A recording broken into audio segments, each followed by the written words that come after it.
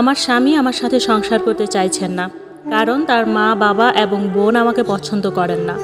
অথচ আমাদের বিয়ের আগের দিনই আমার স্বামী আমাকে তার মায়ের সাথে পরিচয় করিয়ে দেন এবং তার মা সেদিন আমাকে পছন্দ করে তাদের বাসায় নিয়ে যান। পরের দিন আমার শাশুড়ি আমাকে আমার স্বামী ও দেবরের সাথে কোর্টে পাঠান। সেখানে উকিল শ্বশুরবাড়ি থেকে ঠিক করা ছিল, সে উকিলের সাথে যোগাযোগ করে আমার স্বামী আমাকে প্রথমে মুসলিম করেন, তারপর আমাদের বিয়ে হয়। বিয়ের পর আমার শাশুড়ি বলেন আমার থাকার রুম নেই, তাই তিনি আমাকে ও আমার ননদকে এক রুমে ঘুমাতে দেন, আর আমার স্বামী, শ্বশুর ও দেবর অন্য রুমে ঘুমান।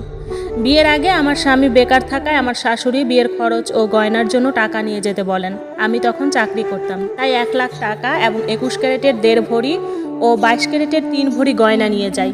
আমার শাশুড়ি আমার সব গয়না স্বর্ণের দোকানে নিয়ে যান এবং সেখানে সেগুলোর দাম করান, যার মোট দাম আসে 4 লাখ টাকা। তিনি আমার বিয়ের খরচ বাবদ 3 লাখ টাকার গয়না বিক্রি করে দেন এবং বাকি 1 লাখ টাকার গয়না 22 ক্যারেটের একটি চেইন ও 21 ক্যারেটের একটি আংটি বিয়ের অনুষ্ঠানে পরার জন্য রেখে দেন। কিন্তু পরে তিনি অনুষ্ঠান কয়েকদিন পর করবেন বলে সময় নিতে থাকেন এবং শেষ পর্যন্ত অনুষ্ঠান আর করা হয়নি। এই বিষয়ে আমার স্বামীকে বললে সে জানায় টাকা খরচ হয়ে গেছে, তাই অনুষ্ঠান করতে পারছেন না এবং বলে আমার যখন চাকরি হবে তখন সে আমাকে গয়না কিনে দেবে। আমি নতুন বউ এবং একা বিয়ে করেছি বলে তখন কিছু বলার সাহস পাইনি।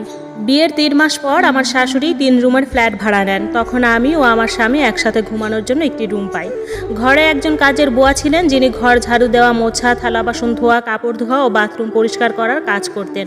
রান্না করা এবং রান্নার সকল বাজার করা থেকে শুরু করে ধোয়া মোছার কাজ সব আমার শাশুড়ি নিজেই করতেন। তিনি আমাকে বা আমার ননদকে কোনো কাজ করতে দিতেন না। তারা এতটাই শুচিবাই ছিলেন যে কারো হাতের রান্না খেতেন না। আমার দেবর, স্বামী, শ্বশুর যদি দেখতেন যে রান্নাঘরের কাজে আমার শাশুড়ি ছাড়া আমি বা আমার ননদ আছি, তাহলে তারা খাবার খেতে চাইতেন না এবং আমার শাশুড়িকে বকাঝকা করতেন। তাই তিনি আমাদেরকে রান্নার সময় রান্নাঘরে থাকতে দিতেন না।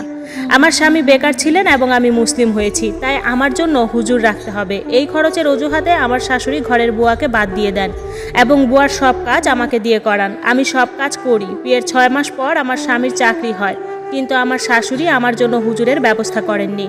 আমার স্বামীর বেতনের সব টাকা তিনি নিয়ে নিতেন। আমার শাশুড়ি বা স্বামী কেউই আমাকে কোনো হাত খরচ দিতেন না। শ্বশুর, দেবর ও স্বামী সবাই চাকরি করেন এবং তাদের বেতনের সব টাকা আমার শাশুড়িকে দেন। সংসারের সকল খরচ যেমন বাজার সদাই, ঘর ভাড়া, বিভিন্ন বিল সব তিনিই করেন। বউ হিসেবে আমি শুধু সেই বাসায় 3 বেলা খাবার পেতাম, সেটাও আমার শাশুড়ি যখন যেই সময় দিতেন তখনই খেতাম। সন্ধ্যার নাস্তাও মাঝে মাঝে দিতেন, মাঝে মাঝে দিতেন না। আমি এসব কথা আমার স্বামীকে বললে সে উল্টো আমাকে কুটনামি করি বলে বকা দেয়। সে কোনোদিন প্রতিবাদ করেনি, শুধু বলে এই ঘরে শাশুড়ির কথা ছাড়া চলা যাবে না, এরকম কুটনামি করলে ছেড়ে দেব। আমার শাশুড়ি শুধু আমার কাজে দোষ ধরে আমার স্বামীর কাছে বিচার দিতেন। আমি প্রতিদিন যেভাবে কাজ করতাম আমার স্বামীর ছুটির দিনেও সেভাবেই করতাম, কিন্তু শাশুড়ি প্রতিদিন দোষ ধরতেন না, শুধু ছুটির দিনে চিৎকার করতেন। আমার স্বামী আমার সাথে ঝগড়া করত।